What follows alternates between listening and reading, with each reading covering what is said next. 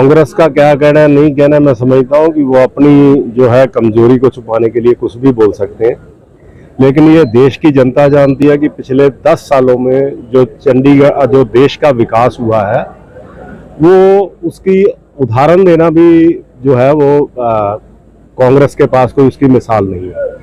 लगातार जो है कांग्रेसी बड़ी बड़ी बातें करते रहे। पिछली बार भी लेने 2014 में 19 में इनको लीडर ऑफ अपोजिशन बनाने जितना भी जनमत नहीं मिला था, और 400 पार का आंकड़ा जो मोदी जी ने कहा है, पिछली बार भी कोई ट्रस्ट नहीं करता था। जब हमने 271 प्लस की बात की थी, 273 प्लस की, तब भी नहीं करते थे। और कितनी सीटें आई थी? 285। और जब 300 पार की बात की थी तो अब कितनी सीटें आई थी? 350। और मैं समझता हूँ कि 400 से ऊपर का ये आंकड़ा भारतीय जनता पार्टी पार करेगी।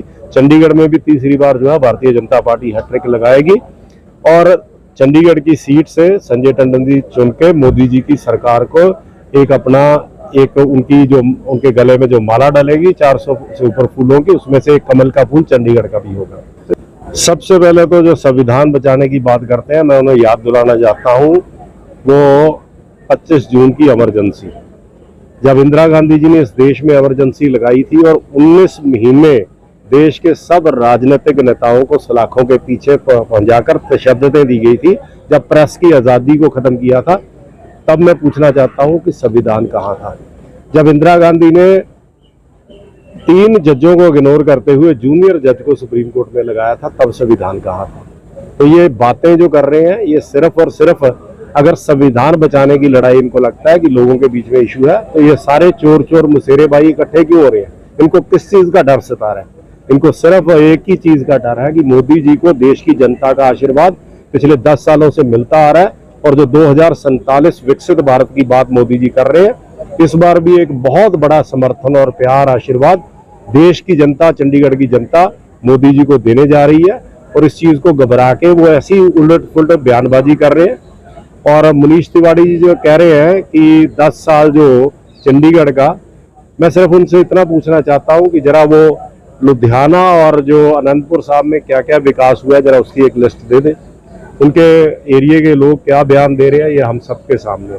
और 10 साल में जो किरण जी ने किया है, जो क्योंकि चंडीगढ़ सीधा जो है केंद्र शासित प्रदेश है, केंद्र के अंदर है, मिनिस्ट्री ऑफ होम अफेयर्स के, हर फील्ड में, चाहे आप ट्रांसपोर्ट, पब्लिक ट्रांसपोर्ट ले लें, 80 CNG बसेस, सारे CNG ऑटोज हो गए।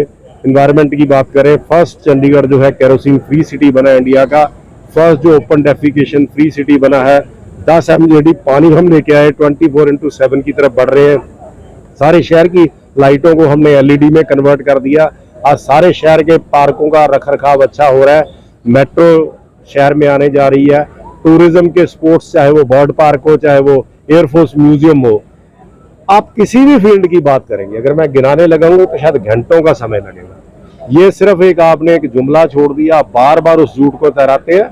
10 साल में जितना किरण जी ने विकास हुआ, कांग्रेस के सारे MPओं को अगर इकट्ठा कर लिया जाए तो उसका 10% मात्र भी नहीं होगा। सबसे पहले तो ये बड़ा बुज़दिली वाला बयान है, बड़ा डरपोक बयान है।